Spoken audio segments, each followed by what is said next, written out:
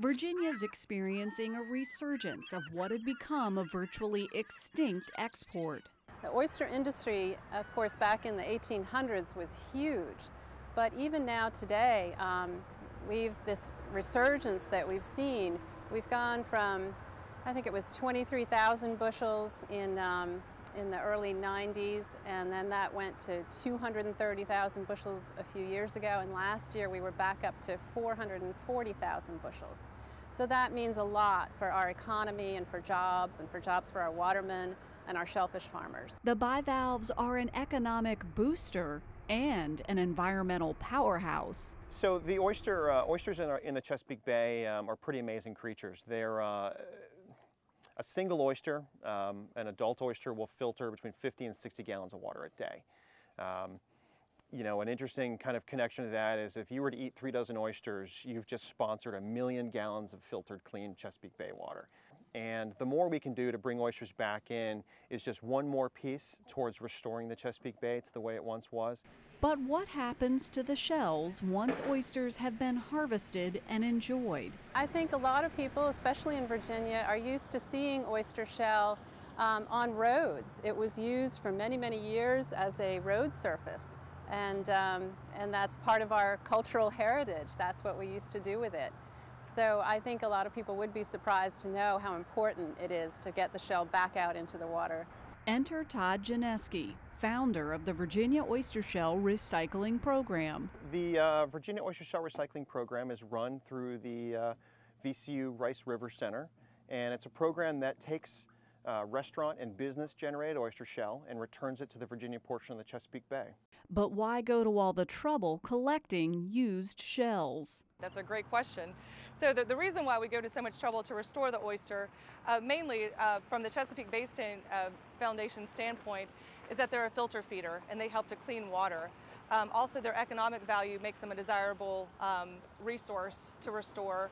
But it's a win-win situation. The more oysters you have in the water, the more of an economic commodity you have and the more water that's getting filtered. How does the Oyster Shell Recycling Program work? It's really simple.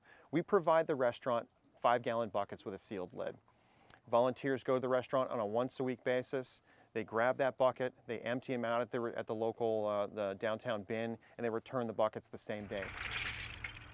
Collected shell goes from the bucket to an enormous dumpster right here in Richmond that has already been filled and emptied in just 4 months.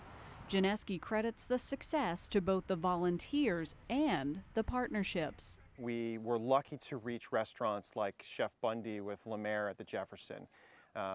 Chef Bundy is one that really believes strongly in a connection to the Virginia resources in the Chesapeake Bay. He's a fisherman, he's a hunter. These are part of who he is and what he presents on his plate to his customers.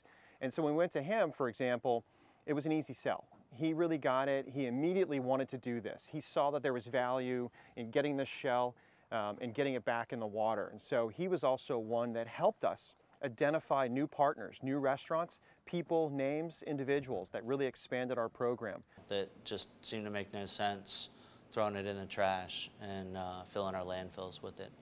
So, you know, but in the back of my mind, I always wanted to like figure out how can we, you know, better recycle this product. And then lo and behold, Todd showed up at my doorstep. Chef Walter Bundy not only came on board right away, he continues encouraging other Greater Richmond Region restaurants' participation in the Oyster Shell Recycling Program. I want to believe that people have a lot of pride for their home state of Virginia and the Bay, and they want to do the right thing. And it takes a couple of people to take the first few steps, and then once it's started, it's on, and it just continues to grow. And how does that shell make it back to the water? When the shell comes to the dumpster here, we take it down to Gloucester Point and it gets cured in the sun and the rain. It gets all nice and clean, and then it can go to a hatchery where oyster broodstock can then release their egg and sperm into the water, and they settle on the empty oyster shell. and that gives them protection from predators when they grow on another shell. The aquaculture process is called spat on shell, and shell recycling is critical to its success. Oyster shells are probably the most valuable resource for restoring oysters, not only for restoration, but the oyster industry uses oyster shells the same way that we do for restoration by producing spat on shell, putting the spat on shell product out on leases. It's another sustainable way for them to be able to harvest oysters. And so it's just, it's one small part of a larger blueprint, a holistic approach to restoring oysters in the Commonwealth.